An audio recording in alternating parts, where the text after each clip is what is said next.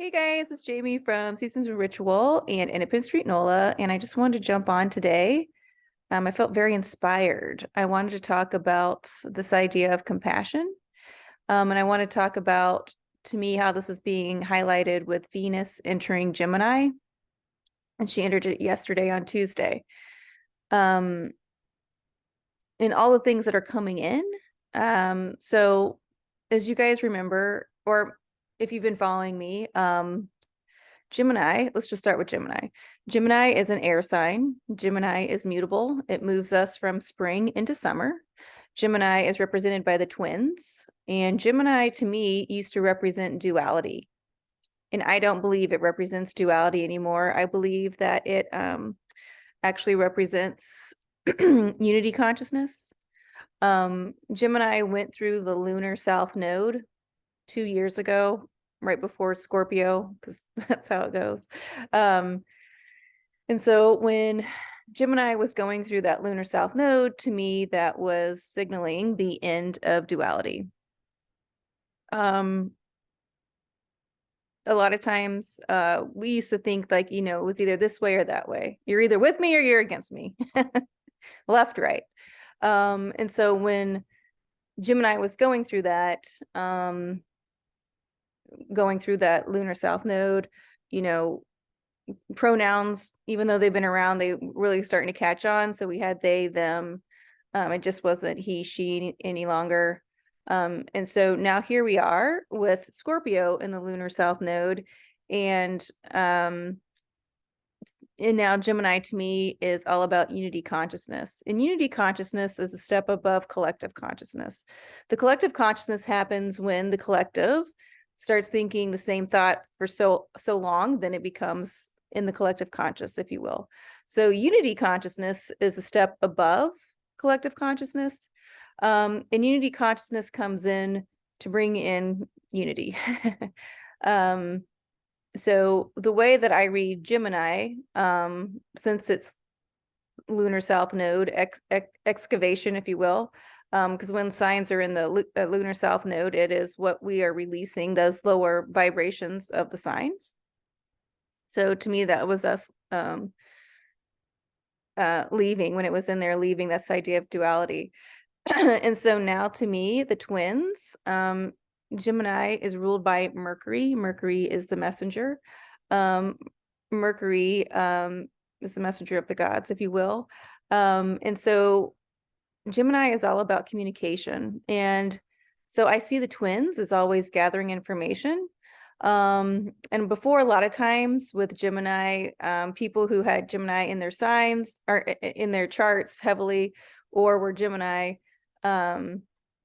often felt like, well, no matter what they chose, they probably should have chose the other one. It was just this real pressure of no matter what you were choosing, it was the wrong choice, which is an awful way to live your life. My ascendant is in Gemini, so I understand that feeling. But once it went through that, the idea was, okay, the twins are actually gathering information so I can make the most informed choice that I could at the time, and then to keep moving forward. So I always tell Geminis when I talk to them, if they still, or just you in general, if you guys still feel like it's either this way or that way and you hate both choices, that's when you bring in that unity consciousness, and that's when you ask for that third choice. That's when you remember, like, wait a minute, I have all sorts of choices. It doesn't have to be this way or that way. It can be that way or that way, or this and this, or that and this. Okay, so it's important to remember that when working with Gemini, especially, but just also in life. So let's talk about Venus.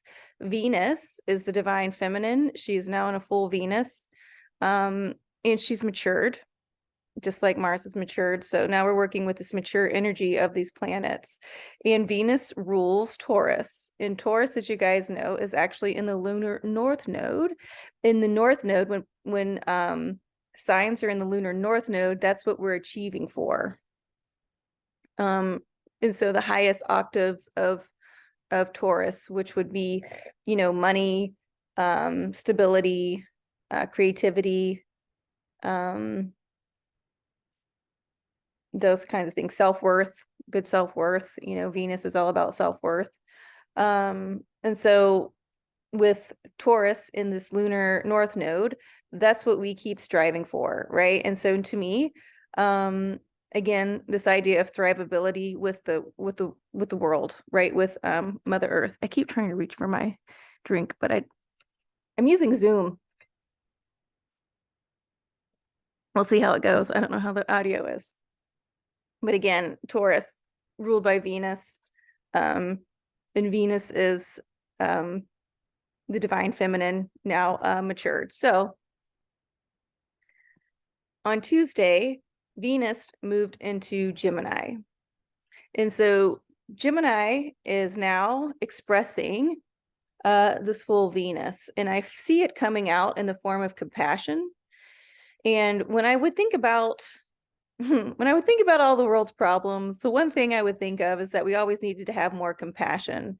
And so, and that just wasn't being modeled anywhere, especially in the age of Pisces with the patriarchy, just with politics in America and who our president was at the time, you know, and just like the patriarchy is nothing. The patriarchy wants nothing but power and dominance. And the more it keeps falling, the more it keeps opening new avenues, but it's opening up new ways to see compassion, but it's also freeing up everyone who was oppressed by the patriarchy. You know, we obviously see it as females, you know, but now that it's starting to lighten up, we can see now how you know, males were also oppressed, when before, I mean, I can speak for myself, but before as a female, I didn't give a shit because you know, give me a break. I was like, gonna feel bad for this guy. He's a symbol of patriarchy. Come on, no way. But now, as I also become, let's say, more mature, more enlightened, I can see how it wasn't doing males any favors either. And please know, when I speak of male and female, I don't necessarily mean cis, just however you identify. So let's talk about compassion. So one thing that's been very interesting with this whole debacle in Tennessee and with the Tennessee 3 is how it has brought forth compassion. Also with this, I'm choosing my words, I almost said D-head judge in Texas, but this judge in Texas who tried to rule against the abortion drug, who said, hey, I'm just going to make it illegal, right? And what it's bringing forth is this new conversation of compassion. And what I mean by that is other states who are saying, actually, we stockpiled it, or we're stockpiling it and you can come get it. The way they're speaking about it, though, is with compassion. They are seeing that there are many reasons why someone might have to terminate a pregnancy. And that is being spoken more, which is so great. Which was just under such oppression by the patriarchy. It was like, there is only one reason why you're going to get an abortion, you know, because no one spoke about women's health. And there are many reasons why you have to terminate a pregnancy. Many. When I'm on Instagram, or excuse me, when I'm on YouTube and I see those shorts and it's always some beautiful family and they all have beautiful skin and, you know, there's 6 of them and they all look the same and they all just look beautiful, but then they have to tell about the one time the mom was pregnant and halfway through the pregnancy they had to terminate it.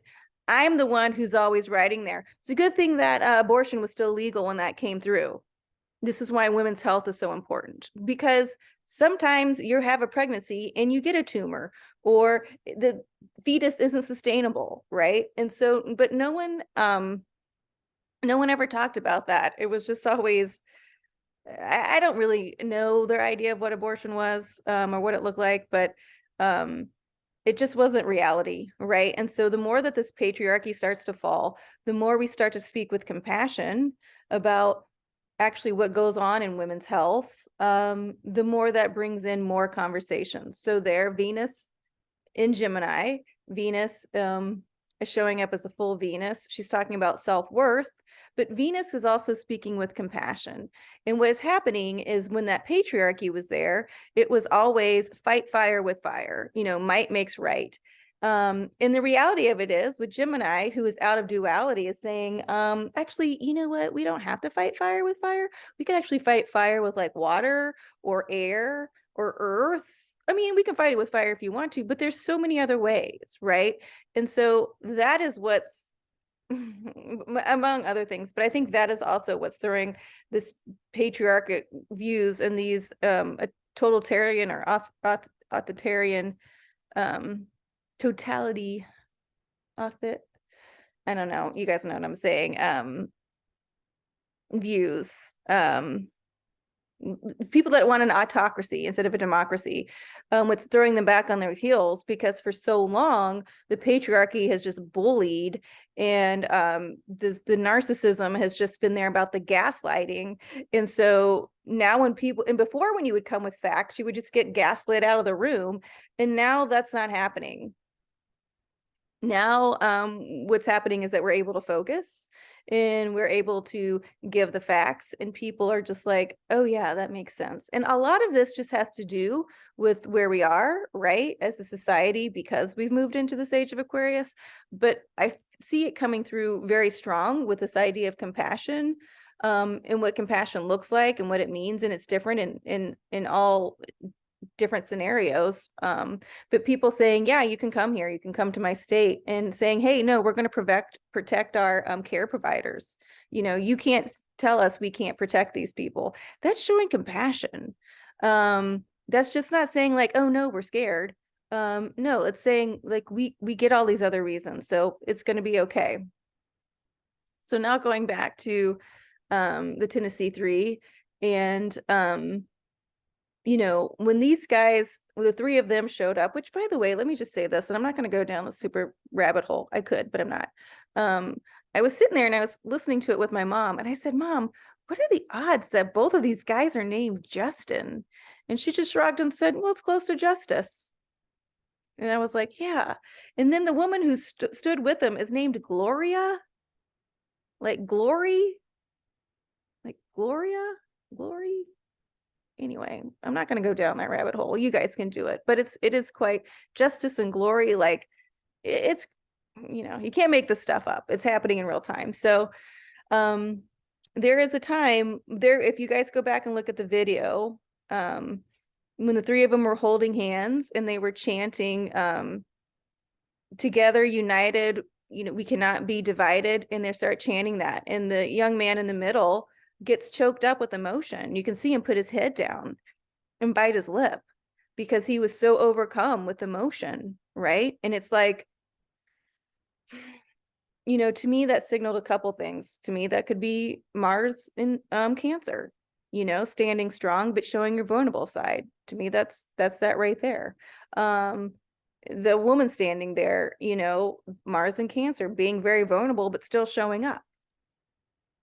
And then what happens is that, you know, they get thrown out, which, you know why. And then they get reinstated. Right. And so again, them getting reinstated are people saying, we're not going to get bullied. Like, we're not going to get bullied anymore. You can't, you know, the way they spoke to those lawmakers, spoke down to them, was so awful. Right. And everyone saw it, but you know what? It didn't hurt their feelings. It didn't define who they are. You know, they know who they are. They know why they're there. And what's really interesting is that when the first Justin got reinstated, he was like, no, I'm still going to talk about gun control. That's why I'm here. And I was like, that's so brilliant, because even though all that stuff happened, he's not letting his cause get swept under the rug, which used to happen so many times before. Again, that whole idea of gaslighting, and then just being like, okay, we're not going to talk about this. Nope, he's still talking about it, which is brilliant. It's so great. And then the idea that and what they did with when this whole thing came out was that it started to just unravel. I mean, at so many levels, it started to unravel the patriarchy at so many levels. And if you guys want to know why we started getting gun laws in the first place, and this is true, this isn't me just going down a rabbit hole, I'm pretty sure it was on Frontline, You guys can find it. And they did a documentary on the Black Panthers. Well, the Black Panthers realized there were no gun laws on the books, so they all showed up to the California State House with rifles, and it scared the shit out of all those people in there. Oh, guess what? Gun laws were passed. I'm serious. Look it up. So now, and so what that did was then started this whole storyline of militant Black men with guns. And so now these young men are undoing that entire storyline right now.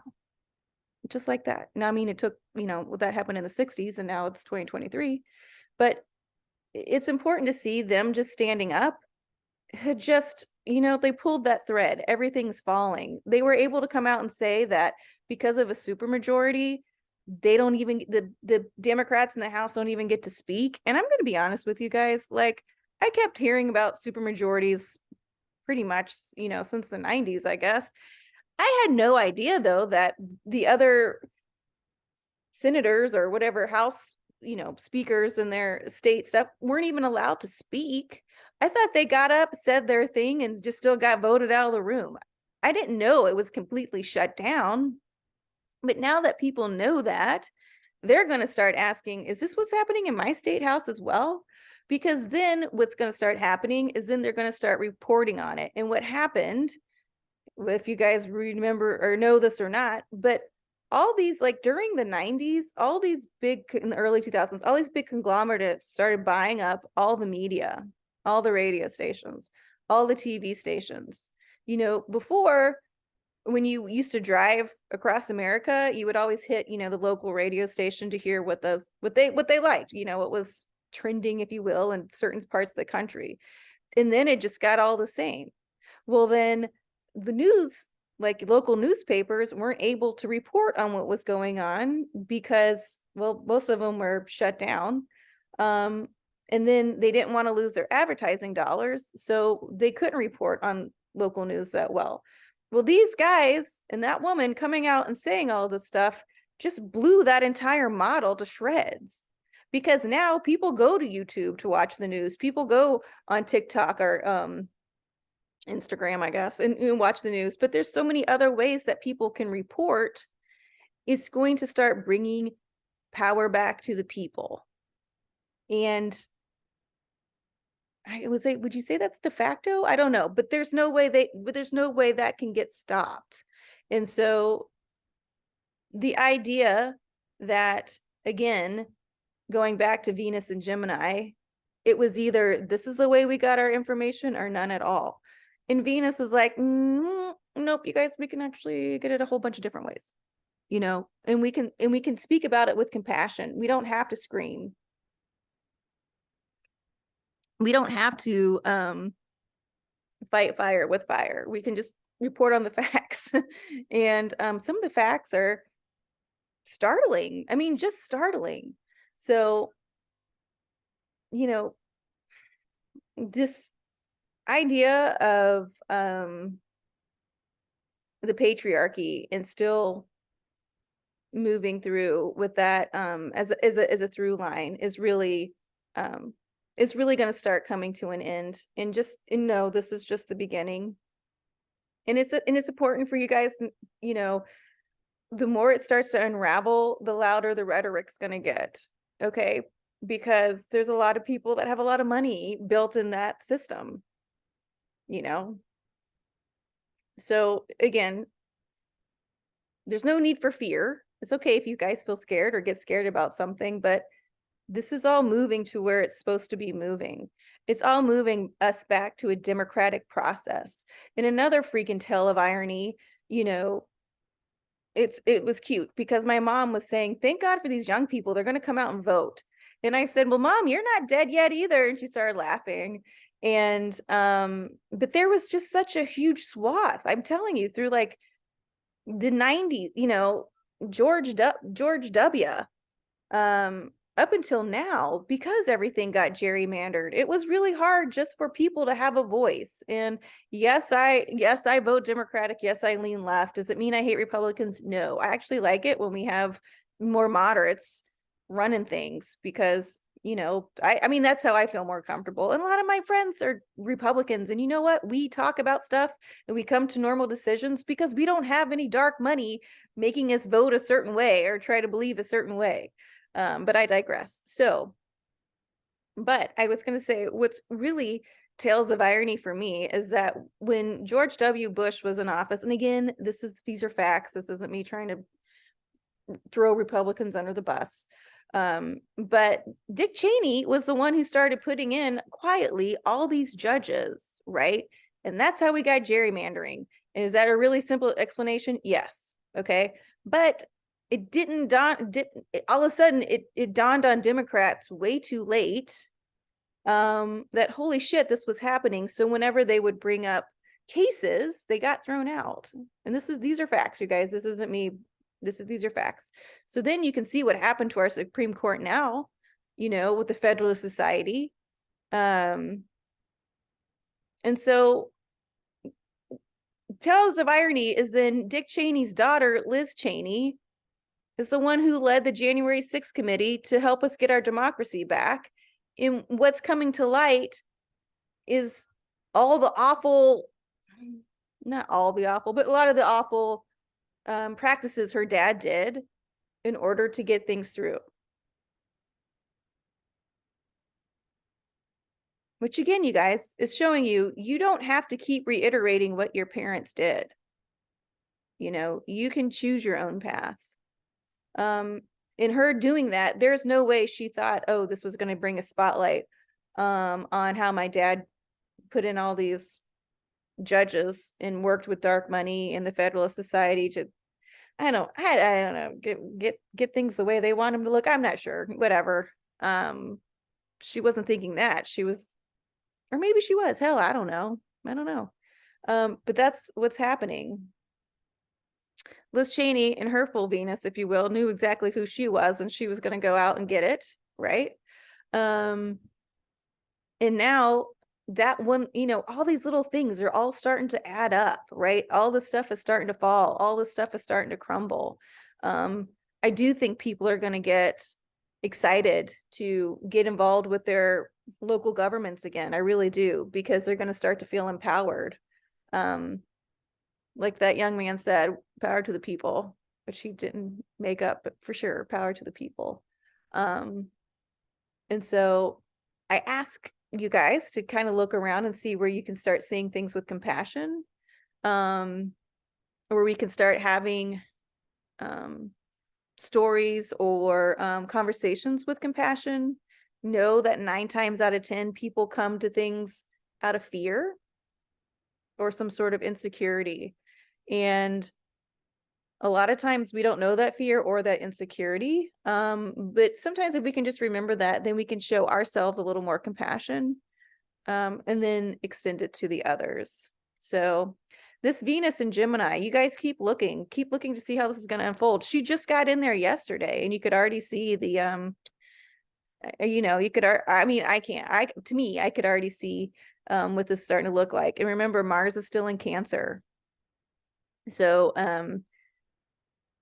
you know, and Mars being in Cancer to me is really pumping the brakes on some sort of like civil war or whatever if they're calling for. But hopefully with Mars being in Cancer, we can really have a good talk about gun reform. So we're getting into eclipse season. On the 19th is the second new moon, dark moon in Aries, and then immediately moves into, which will be a full solar eclipse. Let me just say that. So which would be a full solar eclipse. And then they're calling this a hybrid solar eclipse because depending on where you are in the world, you're either going to see a total darkness or the ring of fire. So, and that I still see that to me, that's so interesting, because before it was either one way or the other way. And now it's not. And even with this eclipse, in this eclipse season, it's a hybrid eclipse. It could look like this, it could look like that, or some of us aren't going to see anything at all, you know? So lots of good stuff, you guys, lots of good stuff. Thank you, Venus, for moving into Gemini. I will do a video on the dark moon and the eclipse, and we'll talk a little bit about wild magic, which is my favorite when it comes to eclipse season. Till then, Helen and I will do another video on Sunday. I hope you guys have a great rest of the week. If you have any questions, of course, you can reach out to me here or via Instagram or on my websites. And then, of course, if you ever wanted to have a session with me, again, you can reach out to me via Instagram, websites, or on YouTube. All right, guys, till next time.